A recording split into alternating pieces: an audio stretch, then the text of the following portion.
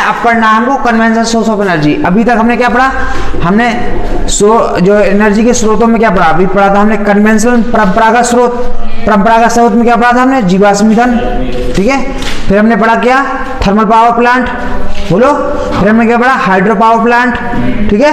फिर हमने क्या पढ़ा, फिर हमने पढ़ा बायोगैस प्लांट, ठीक है। और फिर लास्ट में हमने क्या पढ़ा, विंड वाइल्स। ये आपके 6 क्या थे, कन्वेंशनल सोर्स ऑफ एनर्जी, ऊर्जा के परंपरागत स्रोत, जो हमारे पुराने समय से सोर्स एनर्जी के सोर्स चले आ रहे हैं, वो क्या कहते हैं हमारे, अभी हमने पढ़ा।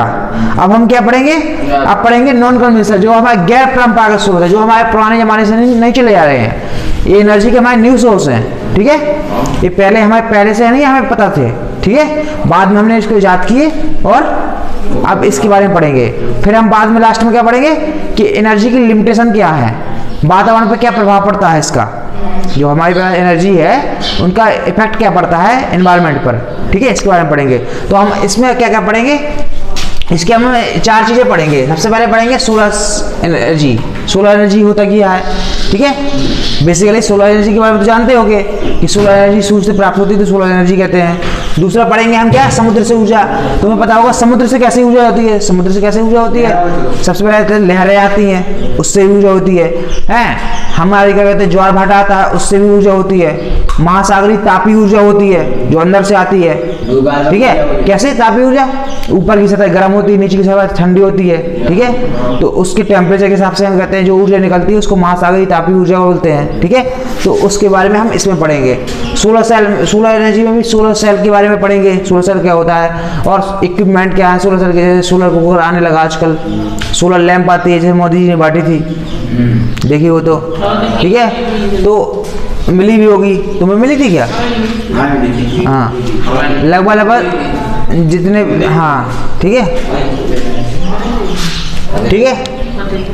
भूतापीय ऊर्जा, अब क्या होता है भूतापीय ऊर्जा क्या है, इसके बारे में पढ़ेंगे। जियोथर्मल एनर्जी, ये क्या है, हमारे जमीन में अंदर बहुत, जमीन अंदर से गर्म है, लावा है, तो लावा से हम कैसे कहते हैं एनर्जी को यूज करते हैं, उसका प्लांट कैसे लगाते हैं, उसका सेटअप कैसे करते हैं, वो कैसे कहते हैं काम करता है, उसके बारे में हम पढ़ेंगे, ठीक है। ये जो हमारे पास जमीन में धरती में ऊर्जा है, तो उसको हम कैसे इस्तेमाल करके इस्तेमाल में ला सकते हैं दैनिक जीवन में, ठीक है। तो उससे एनर्जी पढ़ेंगे। फिर पढ़ेंगे हम सबसे जो अभी तक का लेटेस्ट क्या कहते हैं एनर्जी सोर्स है, वो है न्यूक्लियर रिएक्शन वगैरह जो पढ़ेंगे। तो न्यूक्लियर नाप की ऊर्जा, तो इसमें भी 2 तरह के होते हैं। नाप की ऊर्जा में क्या होता है, फ्यूजन एंड फ्यूजन, मतलब नाप की विखंडन और नाप की संलयन। मतलब जब कोई 2 परमाणु टूटते हैं तो वो क्या होता है, विखंडन होता है, तो उसमें भी कुछ एनर्जी निकलती है। 2 परमाणु जुड़ते हैं तो उसमें भी बहुत भयंकर एनर्जी निकलती है, तो उनके बारे में पढ़ेंगे। यहाँ ये चीज़ पढ़ने के बाद आपका टॉपिक्स इस चैप्टर क्लोज हो जाएगा, ठीक है। तो हम एक एक चीज़ को डिस्क्राइब करते हैं पहले, ठीक है। सबसे पहले पढ़ेंगे सोलर एनर्जी, ठीक है। तो अभी मैं थोड़ा सा, सोलर एनर्जी होती क्या है, सोलर एनर्जी क्या होता है, सूर्य से प्राप्त जो एनर्जी होती है उसको सोलर एनर्जी कहते हैं, ठीक है। थोड़ा सा हम थ्योरी वाइज और थोड़ा सा पढ़ते हैं, ठीक है, कैसे आपको लिखना है, ठीक है। आज समझ में, सूर्य के विकिरण से प्राप्त ऊर्जा सौर ऊर्जा कहते हैं, कहलाती है। सौर ऊर्जा जो होती है, सोलर एनर्जी होती है, सूर्य विकिरण होती है, जो हमारी gamma rays, alphabetic gamma rays होते हैं, तो विकिरण जो लहर टाइप की होती है, ठीक है। तो उसकी गर्मी को प्राप्त, विकिरण से प्राप्त ऊर्जा को क्या कहते हैं, सौर ऊर्जा कहते हैं, जिसमें ऊष्मा और प्रकाश प्राप्त होता है, ठीक है। सूर्य की सतह के अंदर नाप की संलयन द्वारा ऊर्जा का उत्पादन ऊष्मा तथा प्रकाश के रूप में होता है। सौर ऊर्जा का केवल एक लघु भाग ही पृथ्वी के वायुमंडल के बाह्य परतों पर पहुंच पाता है, ठीक है। इसका लगभग आधा भाग वायुमंडल से गुजरते समय अवशोषित हो जाता है, ठीक है। जितनी एनर्जी आती है उसे आधा कितना होगा, वायुमंडल अवशोषित कर लेता है, ठीक है। समझ में आ गई।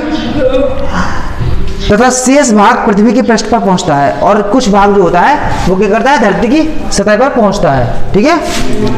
ये चीज समझ में आ गई। पहले हम इसकी बात कर रहे हैं, ठीक है। इसके बारे में बात कर रहा था, मैंने बात की थी सोलर कुकर के बारे में सबसे पहले, कि सोलर एनर्जी से बने हुए डिवाइसेस कुछ होते हैं, जैसे मैंने 3 आपके कोर्स में दिया गया है। पहले दिया गया सोलर कुकर। सोलर कुकर क्या होता है, कुछ इस तरह का होता है, एक कांच का होता है, एक कांच का होता है, कांच की प्लेट बनी होती है। मैं तुम्हें एक बार वीडियो दिखा देता हूँ किस तरीके। तो इसमें जो ये चीज़ दिखी है, क्या दी, ये दिया है ये क्या है, ये दिया रहता है, क्या कहते हैं, परावर्तक पृष्ठ, इसमें किरणें पड़ती हैं और रिफ्लेक्ट होकर यहाँ पे आती है, तो यहाँ पे हीट ऑब्जर्व होती है और कहते हैं खाना पकता है। ठीक है, तो मैंने एक कल कहते हैं परसों पूरा अच्छे से समझाया था। देखो इस तरह से कुछ ये होता है सोलर कुकर, यहाँ से वेव आती हैं, यहाँ से क्या कहते हैं किरणें आती हैं, ऐसे आती हैं, सूरज से आती हैं और ऐसे ऐसे रिफ्लेक्ट होके इस तरीके से जाती हैं। मैंने इसके बारे में बात की थी। ठीक है, ये होता है परावर्तक पृष्ठ। ठीक है, ये यहाँ पे कहते हैं इस सोलर एनर्जी जो आंतरिक ये धातु मतलब इसमें कांच की एक प्लेट लगी रहती है और जो अंदर का पार्ट होता है वो कैसा होता है, ब्लैक होता है। ठीक है, बाहर लकड़ी का बॉक्स होता है। ठीक है, और यहाँ पे कहते हैं जो किरणें होती है वो एब्जॉर्ब कर लेती है। इसमें अंदर जो पैंट होता है वो ब्लैक कलर का होता है, ताकि कहते हैं जितनी भी रेडिएशन ये किरणें आती है, पराबैंगनी किरणें आती है, तो वो क्या होती है सारी एब्जॉर्ब कर लेता है, जिससे क्या होता है जिससे ताप बढ़ जाता है। ठीक है, और आपको खाना पक जाता है। इसमें कुछ इसकी लिमिटेशन की मैंने बात की थी कि इसको सूरज के जिस डायरेक्शन होते आ रहे थे उसको मूव कराना पड़ता है। ठीक है, उसमें खाना क्या होता है बहुत धीमे पर पकता है। फायदे के रूप में हम कह सकते हैं कि इसमें जो पोषक तत्व हैं खाने के वो नष्ट नहीं होते हैं। ठीक है, ये आपकी हमने कहते हैं फायदे पड़ रहे थे। ठीक है, ईंधन को बचाता है। ठीक है, इसमें प्रदूषण नहीं होता है। ये क्या फायदे हैं, इसका उपयोग हम बादल आ जाते हैं तो नहीं कर पाते हैं, जो कि सोलर पैनल में भी हो जाता है होता है। ठीक है, ठीक है, रोटियां बनाने में इसका उपयोग नहीं कर सकते हम। ठीक है, ठीक, ये सारी चीजें मैंने बात की थी। फिर बात करते हैं सोलर सेल की। मैंने सोलर सेल की भी बात की थी, लेकिन फिर भी बता देता हूँ। सोलर सेल का डायग्राम कुछ इस तरह का होता है। ठीक है, इसमें क्या होता है, सिलिकॉन और जर्मेनियम की जो है वो प्लेटें होती है। ठीक है, किसकी, सिलिकॉन, जर्मेनियम, गैलियम के बने होते हैं सेल। ठीक है, जो अर्धचालक होते हैं। अर्धचालक मतलब टेम्परेचर पे क्या कर रहे हैं, चालक की भांति कार्य करते हैं, बाकी क्या है इंसुलेटर की भांति कार्य करते हैं। ठीक है, कुछ चालक की भांति कार्य करते हैं। ठीक है, और फोटोवोल्टिक सेल इनको कहते हैं। ठीक है, सोलर सेल में फोकसन की कोई आवश्यकता नहीं होती, कोई आवश्यकता नहीं होती, मतलब फोकस करने के लिए कोई जरूरत नहीं होती है। धूप आए तो तुरंत करंट बनाता है वो। ठीक है, हम बहुत सारे सोलर पैनल में उपयोग करते हैं। और पैनल क्या होता है, पैनल होता है बहुत सारी कहते हैं सेल लगे थे। ये क्या है, ये सेल है, ये सेल लगे हैं, बहुत सारे सेल लगे थे। इनको हम कनेक्ट करते हैं थ्रू द सिल्वर वायर। किसके लिए, सिल्वर से वायर से कनेक्ट कर देते हैं एक दूसरे जो सेल को है एक दूसरे को। और एक क्योंकि सिलिकॉन जर्मेनियम से बने होते हैं और सिल्वर का भी यूज करते हैं, इसलिए पैनल क्या हो जाते हैं, कॉस्टली हो जाते हैं। ठीक है, तो मैंने इसके बारे में बात की थी। सोलर पैनल क्या होते हैं, जब बहुत सारे सोलर सेलों को एक क्रम में संयोजित कर दिया जाता है तो यह संयोजन पैनल कहलाता है। इससे प्राप्त विद्युत वाहक बल का मान अधिक होता है और धारा का मान भी अधिक हो जाता है। इसी से हम लाइट सब यूज करते हैं घरों में, ट्यूबवेल वगैरह भी अब आजकल यूज होने लगे हैं। ठीक है, आजकल तो कहते हैं जो हमारी गवर्नमेंट है वो भी कहते हैं सोलर पैनल पे फोकस कर रही है बहुत ज़्यादा। ठीक है, ठीक, क्योंकि क्या कहते हैं ये एक दूसरे सेल क्या किससे कनेक्ट होते हैं, सिल्वर से कनेक्ट होते हैं और सिलिकॉन के बने होते हैं, तो इसलिए इसकी कॉस्ट होती है वो क्या हो जाती है, हाई हो जाती है। ठीक है, ये चीज़ों के बारे में हमने बात की थी कुछ। ठीक है, तो ये तो हुई थी सोलर सेल, सोलर के डिवाइसेस के बारे में बात की थी। ठीक है, अभी आज बात करेंगे हम किसके बारे में, हम बात करेंगे एनर्जी फ्रॉम द सी। जो हमारे सी से प्राप्त हुई एनर्जी है वो उस एनर्जी के बारे में क्या करेंगे, बात करेंगे। बहुत गंदा है। अब हम बात करेंगे किसकी, समुद्र से ऊर्जा।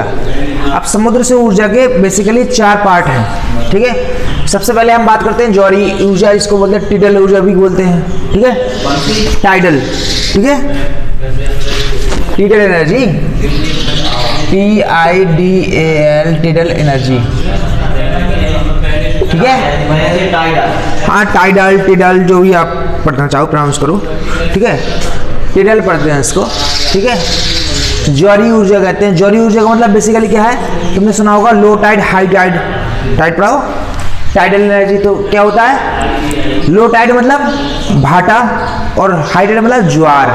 ज्वार भाटा होता है ना, जब क्या कहते हैं पानी ऊपर आ जाता है तो उसे ज्वार कहते हैं और भाटा नीचे हो जाता है। अब ज्वार भाटा क्यों होता है, इसका भी रीजन बताया था मैंने कि पृथ्वी है, पृथ्वी में जब क्या कहते हैं सूरज और चंद्रमा, पृथ्वी के जो है अर्थ। ठीक है, EARTH, ये है अर्थ, ये क्या है सन है और ये क्या है मून है। जब एक ही साइड में आ जाए, जब एक ही साइड में आता है तो क्या करता है, वो लोग ग्रेविटेशनल फोर्स ज़्यादा हो जाता है। तो ग्रेविटेशनल फोर्स ज़्यादा हो जाता है तो क्या होता है, हाई टाइड हो जाता है। क्या होता है, हाई टाइड। मतलब हाई टाइड का मतलब क्या है, ज्वार हो जाता है, पानी सरफेस पे ज़्यादा आ जाता है, ठीक है, 1-2 फुट उठ जाता है। और जब ये मून जो है, मून यहाँ पे आ जाता है, ठीक है, यहाँ आ जाएगा तो लो टाइड हो जाता है। क्या होता है, लो टाइड हो जाता है। चालू है। तो जब ऐसी कंडीशन होती है तो ये क्या है, एक एनर्जी है। ये क्या है, एनर्जी है। तो जब पानी ऊपर जाता है तो ये पंखे घूमते हैं, ठीक है, नीचे आता है तो भी पंखे घूमते हैं। तो इनके घूमने से हमें इलेक्ट्रिसिटी पैदा होती है और ये सब स्टेशन बने रहते हैं, सारे के सारे इंटरकनेक्ट होते हैं। एक सब स्टेशन के द्वारा हम क्या करते हैं, पावर जनरेट करते हैं और उसको इस्तेमाल में लाते हैं। जनरेटर यहाँ नीचे फिट रहते हैं, जनरेटर सब स्टेशन बनाता है, यहाँ से कॉल जाते हैं घूर्णन के द्वारा और आते हैं। कई बार क्या होता है, ऊपर फिट रहते हैं। कई चीज़ों में अलग अलग मॉडिफिकेशन है, चाहे आप ऊपर भी फिट कर, कई लोग कई जगह होते हैं और कई जगह नीचे रहते हैं। ऊपर क्या होता है, जब हाई टाइड होता है तो ऊपर डूबने का डर रहता है, डूबे रहते हैं तो अंडरग्राउंड सब स्टेशन होता है, ठीक है, पानी के अंदर, ठीक है। तो यहाँ से कहते हैं कनेक्टर होते हैं और ये पंखा ऊपर नीचे होते हैं। जब पानी ऊपर जाता है तो वो ऐसे घूमते हैं, जब नीचे आता है तो ऐसे घूमते हैं।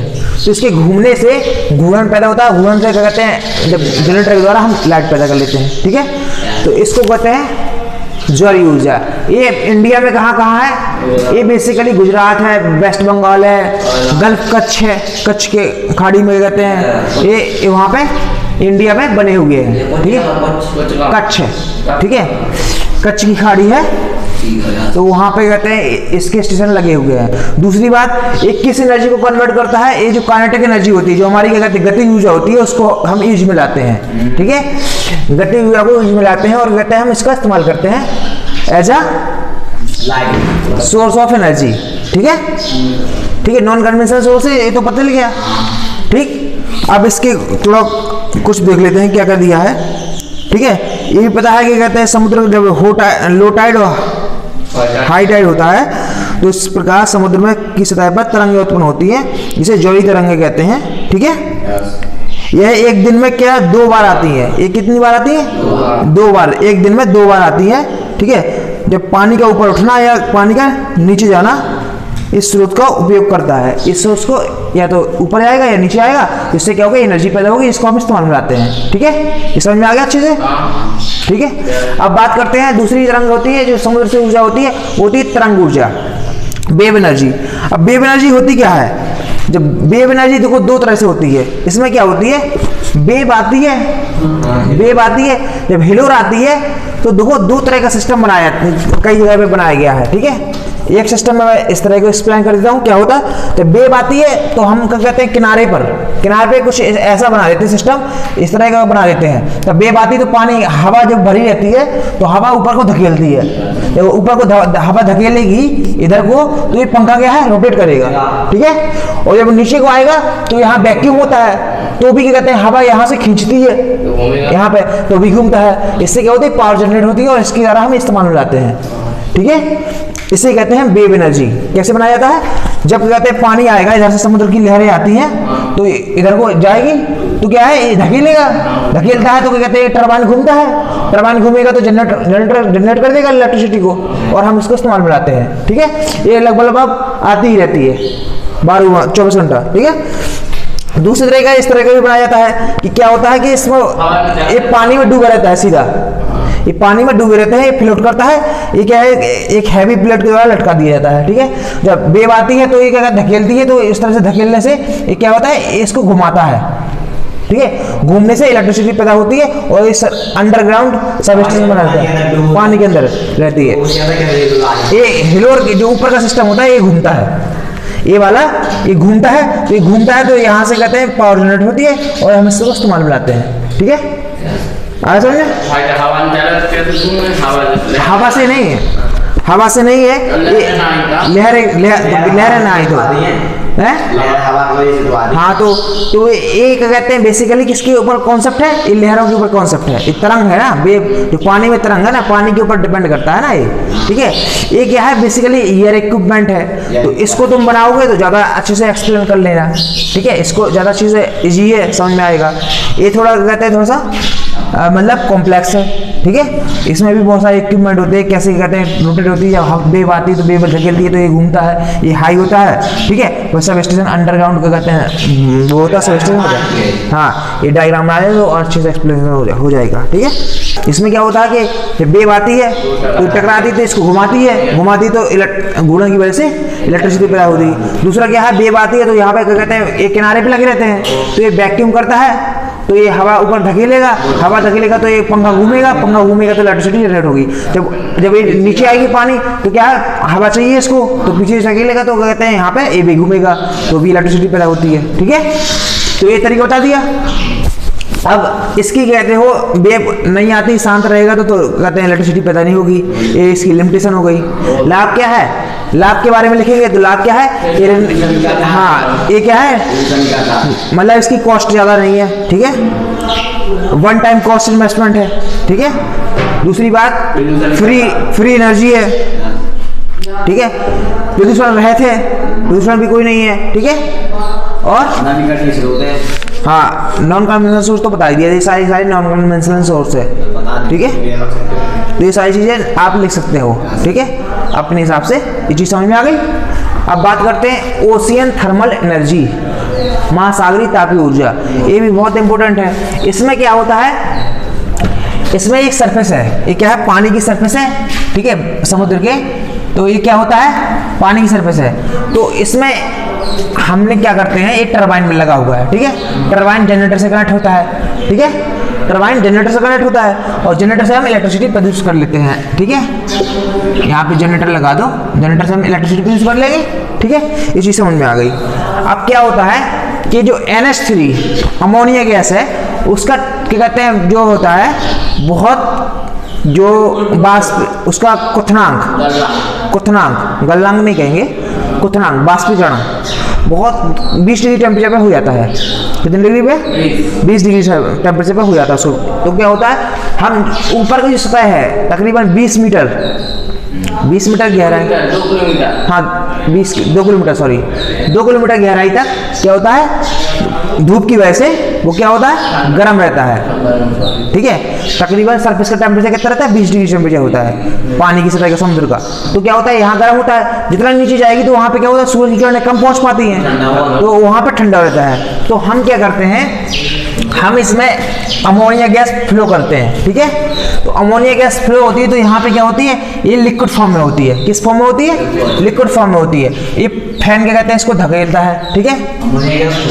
हाँ फैन टरबाइन लगाए इसको धकेलता है और इधर जहाँ से आता है तो इसमें गर्म पानी मिलता है, ठीक है। जब गर्म पानी मिलेगा तो ये बाष्पीकृत हो जाती है, क्या हो जाती है तुरंत गैस फॉर्म में चेंज हो जाती है। जब गैस फॉर्म में चेंज हो गई तो ये इसको धकेल रहा है तो ऊपर से प्रेशर बनाता है, प्रेशर बना के ये क्या करता है इस टरबाइन को घुमाएगा, टरबाइन को घुमाएगा तो इलेक्ट्रिसिटी जनरेट होती है और फिर यहाँ पे कूलेंट होके फिर यहाँ पे आता है तो ये कोल्ड होके फिर लिक्विड फॉर्म में कन्वर्ट हो जाती है। तो फिर यहाँ पे लिक्विड फॉर्म में कन्वर्ट होके यहाँ से फिर होता है, फिर ये धकेलेगा, फिर इस तरह से चलते रहते हैं प्रोसेस, कंटिन्यू प्रोसेस चलती रहती है।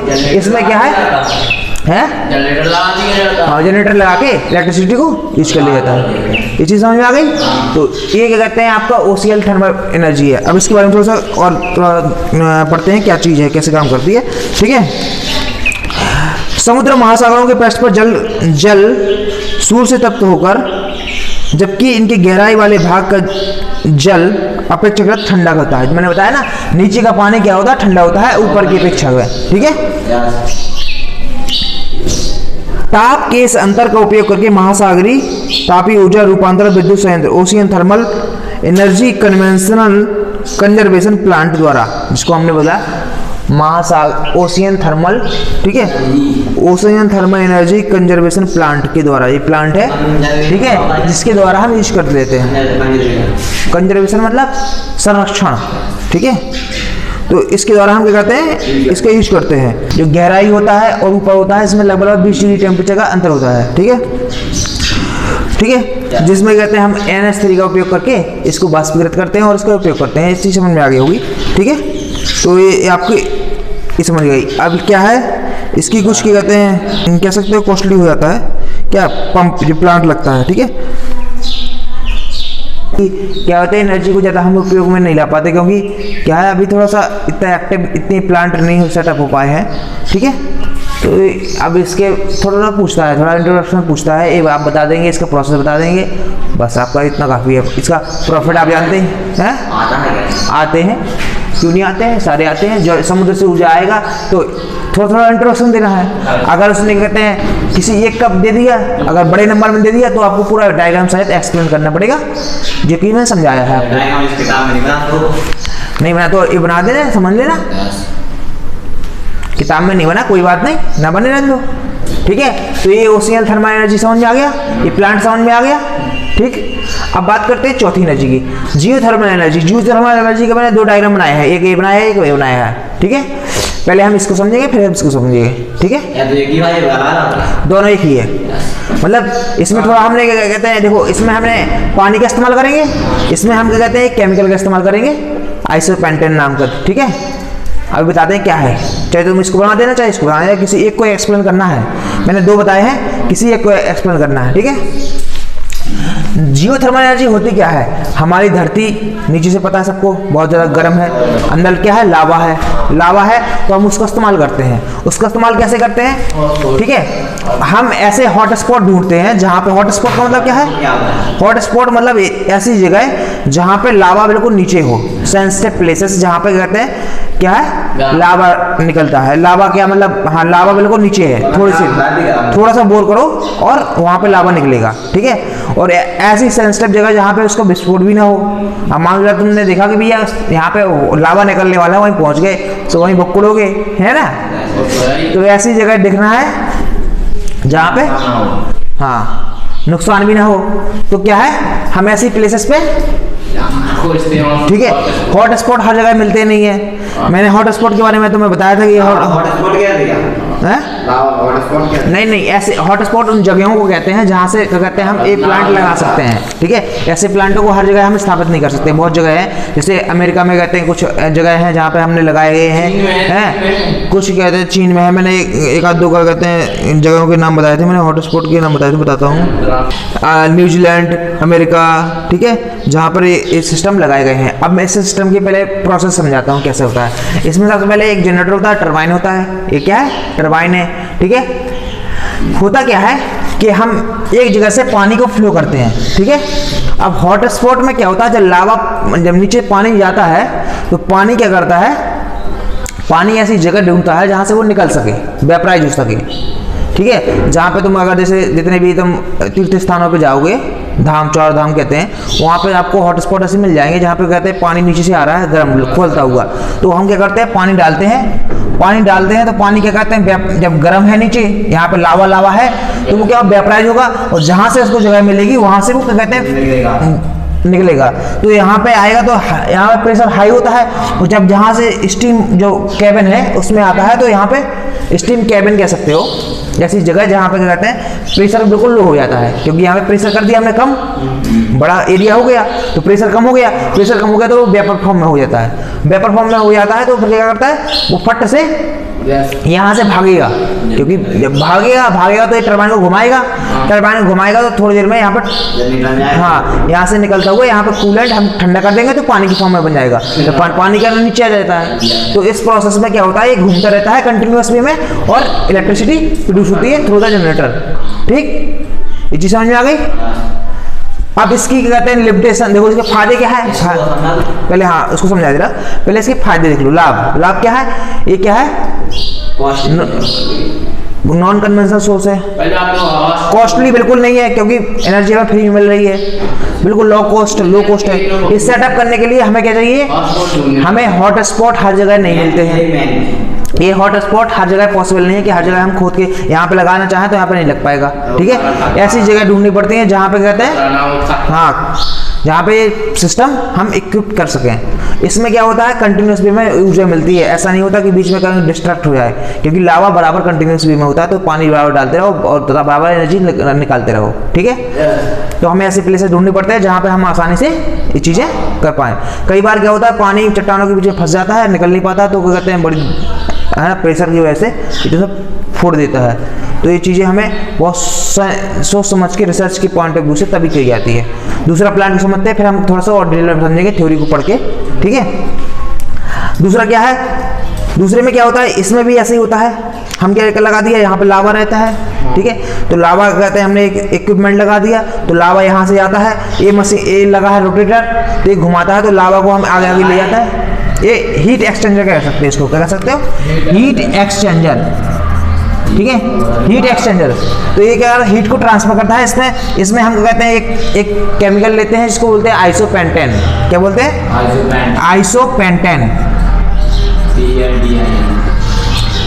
होता यही शायद, आई थिंक आइसोपेंटेन, PATA नहीं होता है, PAA नहीं होता है, हाँ आइसोपेंटेन नहीं है, तुमने पढ़ा होगा केमिस्ट्री में पढ़ा होगा, है ना, उसमें पढ़ा होगा। ये क्या कहते हैं, नोमेनक्लेचर नहीं जानते होगे, IUPAC पद्धति, ठीक है। तो ये क्या है, अभी क्या है, हीट एक्सचेंज करता है। आइसोपेंटेन का टाइम जो कहता है क्वथनांक होता है वो बहुत कम होता है, इस वजह से वेपराइज हो जाता है। वही वेपराइज होता है तो यहाँ से कहते हैं घुमाएगा तो यहाँ से कहते हैं फिर यहाँ कन्वर्ट होगा, तो इस तरह का प्रोसेस चलता रहता है। तो एक तरीका है। इसमें क्या होता है, लावा फ्लो होता है, इसमें क्या होता है, पानी डालते हैं, पानी के कहते हैं आता है स्टीम बनता है, स्टीम से ये होता है। दोनों चीज आप बना हो, ठीक है। सीधी सी बात है, कोई भी चीज हम घुमा दें उससे इलेक्ट्रोलाइट पैदा कर लो, यही हम क्या कहते हैं करते रहते हैं। अब थोड़ा सा डिटेल में पढ़ते हैं। ये चीज समझ में आ गई, सारी चीज समझ में आ गई। समुद्र से ऊर्जा किन किन तरीकों से हम पैदा करते हैं, ठीक है। अब इसको थोड़ा सा पढ़ते हैं। भौमिकी परिवर्तनों के कारण भूप्रकृति की गहराइयों में तप्त क्षेत्रों में पिघली हुई चट्टानें ऊपर धकेल दी जाती हैं। क्या कर दिया थी, धकेल दी जाती हैं, जो कुछ क्षेत्रों में एकत्र हो जाती हैं। इन क्षेत्रों को तप्त स्थल कहते हैं। जब भूमिगत जल इन तप्त स्थलों के संपर्क में आता है, अंदर का पानी, तो भाप उत्पन्न होती है, ठीक है। कभी कभी इस तप्त जल को पृथ्वी के पृष्ठ से बाहर निकलने के लिए निकास मार्ग नहीं मिल पाता है। इन निकास मार्गों को गर्म चश्मा, ठीक है, क्या कहते हैं, गर्म चश्मा उष्ण स्रोत कहते हैं। कभी कभी यह भाप चट्टानों के बीच में फंस जाती है, जहां इसका दाब क्या होता है, अत्यधिक हो जाता है, ठीक है, अत्यधिक हो जाता है। यही दाब क्या कहते हैं, हम स्टीम दाब को इस्तेमाल करते हैं और पंखा टरबाइन में उपयोग करके लाइटर में कर देते हैं। तप्त स्थलों तक पाइप डालकर, यहाँ पर तप्त स्थलों तक पाइप डालकर इस भाप को बाहर निकालते हैं। तो भाप क्या है, बाहर निकलती है। एक कूलेंट टावर है, एक पानी, कई बार क्या होता है भूमध्य रेखा में पानी भी रहता है, तो पानी हमारा डायरेक्ट आता है, हमें डालने की जरूरत नहीं रहती, अंदर पानी रहता है, तो वो क्या कहते हैं, भाप बना रहता है, भाप बन के सीधा हम क्या कहते हैं उसको इस्तेमाल में लाते हैं, ठीक है। हमें ऐसी जगह ढूंढनी पड़ती हैं, हम हर जगह नहीं कर सकते हैं ये सिस्टम, ठीक है। ऐसा नहीं है कि मान लो हमने तो लावा निकालना है, भी ये खोद डालो, हैं, तो हाँ कैसे पता कि लावा यहाँ लगे होगा, ऐसे कैसे पता कि लावा होगा यहाँ, वो सब इक्विपमेंट लगाए जाते हैं। अब आगे आप पढ़ोगे कैसे क्या कहते हैं, सेंसर्स के थ्रू, और ऐसी जगह जहाँ पे जो बहुत सारी जगह है जहाँ पे वोल्केनो वो होता है, क्या कहते हैं सक्रिय वोल्केनो होता है, तो उसके आसपास के क्षेत्र में कहीं ऐसी जगह लगाया जाता है, या ऐसी जगह लगाया जाता है, मतलब ऐसी जगह जहाँ पे खतरा ना हो, ठीक है, ये सिस्टम लगा सकता है। उसी जगह ढूंढनी पड़ती है, उसी को कहते हैं हॉटस्पॉट। अब कैसे पता कहाँ नहीं है, ये सब चीज़ें सर्च का विषय है, तो वो उसके बारे में अभी ज़्यादा जानने की जरूरत नहीं है, ठीक है, ठीक। तो ये सिस्टम कहते हैं, ये सिस्टम बता दिया मैंने। ये ज़्यादातर कहाँ लगे हैं, न्यूजीलैंड, संयुक्त राज्य अमेरिका में एक कहते हैं सिस्टम लगा हुआ है, ठीक है। तो ये हमने पढ़ा, ठीक। अब बात करते हैं न्यूक्लियर एनर्जी, ठीक है। थोड़ा सा इसको साफ कर दो, फिर हम बताते हैं। हाँ, तो अब हम पढ़ेंगे किसके, न्यूक्लियर एनर्जी या नाप की ऊर्जा। ये अभी तक की सबसे खतरनाक ऊर्जा है, ठीक है, ठीक है। तो इसमें क्या होता है, ये एनर्जी क्या है, न्यूक्लियर एनर्जी। न्यूक्लियर एनर्जी अभी तक की खोजी गई सभी एनर्जी सोर्स में सबसे खतरनाक एनर्जी सोर्स है। और सबसे तगड़ा एनर्जी सोर्स है, मतलब इतना तगड़ा एनर्जी सोर्स है कि अगर इतना सभी क्या कहते हैं यूरेनियम है और उसको हम कहते हैं किसी गाड़ी में लगा दें और उसको कंट्रोल कर लें तो वो तो लाखों साल तक चल सकता है, वो सैकड़ों साल तक चली जा रही हाँ। ग्राम में बहुत ज़्यादा एनर्जी निकलती है। अब उसके बारे में मैं टेक्निकल चीज़ें बोलूँगा अभी इसलिए नहीं, क्योंकि मेरे को अभी देखना पड़ेगा डाटा वगैरह, लेकिन एक हल्का सा रफली ये आप समझ लीजिए कि बहुत ज़्यादा एनर्जी निकलती है, ठीक है, मोटा मोटा ये समझ लीजिए। अब होता क्या है, जैसे यूरेनियम 235, पैलेडियम, ये कुछ क्या कहते हैं रेडियो एक्टिव तत्व होते हैं जो कहते हैं जिसपे क्या करते हैं नाप की, हम क्या देखो नाप की ऊर्जा की पहले बात कर लेते हैं। नाप की ऊर्जा दो तरह की हो सकती है, एक होता है नाप न्यूक्लियर फ्यूजन और न्यूक्लियर फ्यूजन, मतलब नाप की विखंडन और नाप की संलयन। फ्यूजन मतलब संलयन और फ्यूजन मतलब विखंडन। जब मतलब दो चीजें किसी चीज से टूटती हैं, जब दो कहते हैं सॉरी एक एटम टूटता है तो उसको विखंडन कहते हैं। जब दो एटम क्या कहते हैं जुड़ते हैं तो उसको संलयन कहते हैं। जैसे सूरज से गर्मी निकलती है, सूरज में कौन सी रिएक्शन होती है, न्यूक्लियर फ्यूजन होता है। क्या होता है, न्यूक्लियर फ्यूजन। नाप की संलयन के द्वारा इतनी एनर्जी निकल रही है। जब हाइड्रोजन के दो परमाणु मिलके हीलियम का एक परमाणु बनाता है तो उसमें बहुत सारी असीमित ऊर्जा निकलती है। कितनी असीमित ऊर्जा निकलती है।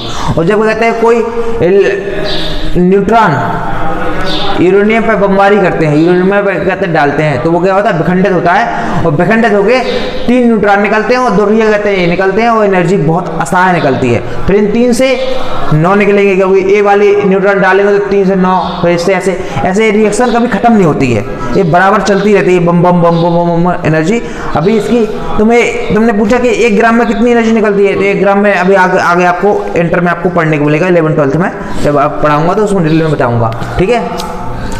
ठीक, यूरेनियम में जब हम 1 न्यूट्रॉन की बमबारी करते हैं तो क्या होता है, उसका बनता है बेरियम और क्रिप्टॉन, ठीक है। ये दो चीजें बनती हैं और साथ में 3 न्यूट्रॉन भी निकलेंगे और एनर्जी कितनी बहुत निकलती है, 220 मेगा इलेक्ट्रॉन वोल्ट, ठीक है, MeV, ठीक है। एक भारी नाभिक का विखंडन 2 या 2 से अधिक छोटे भागों में विभाजित हो जाता है। विखंडन में असीमित ऊर्जा निकलती है। यह विखंडन धीमी गति के न्यूट्रॉन को उस पदार्थ के नाभिक से टकराने पर होता है, यूरेनियम पर टकराने से होता है, जिससे बहुत असीमित ऊर्जा निकलती है। इसी को हम विखंडन कहते हैं, नाप की फ्यूजन या नाप की विखंडन ऊर्जा कहलाती है। ये ऊर्जा बहुत ज़्यादा होती है, ठीक है, असीमित ऊर्जा होती है, ठीक है। नाप की संलयन क्या होता है, नाप की संलयन के इतने ही पूछता है, नाप की संलयन होता क्या है। नाप की संलयन क्या होता है, जब 2 या 2 से इलेक्ट्रॉन 2 या 2 से नाभिक या 2 या 2 से अधिक एटम एक साथ मिलते हैं, वो किसी नए एटम को निर्माण करते हैं, उसको हमें नाप की संलयन कहते हैं। अब ये क्रिया होने के लिए बहुत ज़्यादा हाई टेम्परेचर हाई प्रेशर की आवश्यकता होती है। इसीलिए जो परमाणु बम होते हैं, परमाणु बम क्या कहते हैं, नाप की विखंडन के आधारित होते हैं, और हाइड्रोजन बम होता है वो नाप की संलयन पर आधारित होता है। तो हाइड्रोजन बम में एक पहले परमाणु बम क्या कहते हैं पड़ेगा, तब उतना टेम्परेचर और हाई प्रेशर, तो वहाँ पे कौन पहुँचेगा, मर तो जाते ही है, सब पिघल जाता है, सब कुछ मेल्ट हो जाता है। सूरज के रिसर्च किया गया है, वैज्ञानिकों ने सब कहते हैं किया है, जो सूरज में होती है तो उसको अंदाज़ा लगाया गया है। क्या कहते हैं कि वहाँ पे क्या कहते हैं टेम्परेचर नाप रहा था, क्या वहाँ नापते ऐसे हैं क्या कि भट्टी में 1500 डिग्री टेम्परेचर होता था, वहाँ भट्टी में खड़े होकर नापता है क्या कि 1500 है, तो मशीन अंदाज़ा भी लगाया जाता है ना। इतना टेम्परेचर, इतना हाई टेम्परेचर ऐसे इक्विपमेंट नहीं है। तकरीबन कितना 4 से 15 लाख तक टेम्परेचर पहुँच जाता है, तब देखा कहते हैं नाप की संलयन अभिक्रिया शुरू होती है। 4 लाख से 15 लाख तक तब स्टार्टिंग होती है, ठीक है। ये क्रिया तभी संभव होता है जब इतना टेम्परेचर पहुंच जाएगा। इतने सेंटीग्रेड नहीं, केल्विन, सॉरी केल्विन में क्या है, केल्विन में 273 डिग्री से घटा दो, सेंटीग्रेड 0 डिग्री में 235 है ना, हाँ 235 केल्विन होता है सर, 273 होता है, मेरे को याद नहीं है, कंफर्म नहीं है, लेकिन इतना ही होता है कुछ। हम क्या है कि काफ़ी दिन से रनअप में नहीं है ना चीज़ें, तो अभी बोल रहे हैं। अब दोबारा कुछ चीज़ें जैसे कहते हैं 11-12 से स्टार्ट करूँगा तो मेरे को चीज़ें आ जाएंगी, है ना। अब 10-12 साल हो गए, 15 साल पता है। ठीक है, तो ये चीज़ समझ में आ गई। तो इसमें भी बहुत सारी एनर्जी निकलती है और ये आपका इंट्रोडक्शन हो गया नाभिक संलयन, आपके खंडन। ठीक है, अब आते हैं ऊर्जा के वातावरण पर प्रभाव। ऊर्जा होता है जो कॉन्सिक्वेंसेस क्या होते हैं, उसके प्रभाव क्या पड़ते हैं वातावरण पे, इफेक्ट होता है। ठीक है, कॉन्सिक्वेंसेस मतलब प्रभाव। ठीक है, किसी भी ऊर्जा को प्राप्त करने पर वातावरण में क्षति पहुंचती है, वातावरण को संतुलन भी बिगड़ जाता है। जीवाश्म ईंधन की तुलना में वैकल्पिक स्रोत से क्षति कम होती है। जो हमारे अदर सोर्स है, नॉन कन्वेंशनल सोर्स है, उनमें क्या है, क्षति कम है, क्योंकि वातावरण को कम इफेक्ट करते हैं। ठीक है, जो हमारे जैसे पेट्रोल डीजल जलाते हैं, जीवाश्म ईंधन है, तो उसमें क्या होता है, वातावरण का अधिक इफेक्ट पड़ता है। ठीक है, बायोगैस पे भी अधिक इफेक्ट पड़ता है, धुआं ज़्यादा निकलता है। ठीक है, ठीक है, जीवाश्म ईंधन के जलने पर अम्लीय वर्षा की संभावना बढ़ गई, जिससे पेड़ पौधे, फसलें, खेती, भूमि प्रभावित होती है। पानी में रहने वाले जीव जंतुओं पर एक विपरीत असर पड़ता है। ठीक है, जीवाश्म ईंधन के जलने पर क्या होता है, हरित गृह का प्रभाव, CO2 गैस की मात्रा वातावरण में बढ़ जाती है। ऊर्जा के लिए वनों, पेड़ों की कटाई बढ़ने से मिट्टी में कटाव उत्पन्न होंगे, वन्य जीवों को जीवन का खतरा बढ़ जाता है। जल, तापीय विद्युत घर वातावरण में असंतुलन उत्पन्न कर देंगे। ठीक है, तो इसलिए क्या होता है, नाप की विद्युत घरों में, तो ये क्या होता है, बेसिकली कुछ ना कुछ तो प्रभाव पड़ता है। हर किसी का एक क्या कहते हैं इफेक्ट है। जितने भी कन्वेंशनल सोर्स ऑफ एनर्जी हैं, जितने भी हमारे परंपरागत स्रोत हैं, उनका इफेक्ट ज़्यादा पड़ता है वातावरण पे। जो हमारे नॉन कन्वेंशनल वैकल्पिक स्रोत हैं ऊर्जा के, उनका कम प्रभाव पड़ता है। जैसे कहते हैं, अगर हम परमाणु न्यूक्लियर ऊर्जा की बात करेंगे तो ये ज़्यादा इफेक्ट होती हैं, कहते हैं हम ज़्यादा प्रभाव पड़ाएंगे, और अगर ये खंडन चालू हो गया तो उसको कंट्रोल करना आसान होता है। लेकिन फिर भी हमें बता दें कि न्यूक्लियर फ्यूजन, इसको तो कंट्रोल कर सकते हैं। आजकल ये संभव हो गया है, बहुत सारे न्यूक्लियर रिएक्टर इंडिया में भी हैं और अदर कंट्रियों में भी है, विकसित कंट्रियों में। लेकिन न्यूक्लियर फ्यूजन अभी इसको कंट्रोल करना सब पॉसिबल नहीं है। लेकिन अभी इतना भी क्या कहते हैं रिलायबल नहीं हो गया है कि हम इनको मोटर वाहन में, व्हीकल में भी यूज कर सकें, नहीं कर सकते हैं, क्योंकि क्या है, ये रेडिएशन होता है, रेडिएशन बहुत खतरनाक होता है, बहुत सारी बीमारियां पैदा कर सकता है। तो इस वजह से इसको अभी ऐसी चीज़ों में इस्तेमाल नहीं किया गया। मान लो किसी के है ना न्यूक्लियर रिएक्टर प्रॉपर बनाए गए हैं, उसको सिस्टमैटिक किया गया है, और उसको कहते हैं वो भी कई बार जब चैन रिएक्शन चालू हो जाती है तो उसको रोकना संभव नहीं हो पाता है। ठीक है, तो इसलिए ये अभी रिएक्टर तक सीमित है।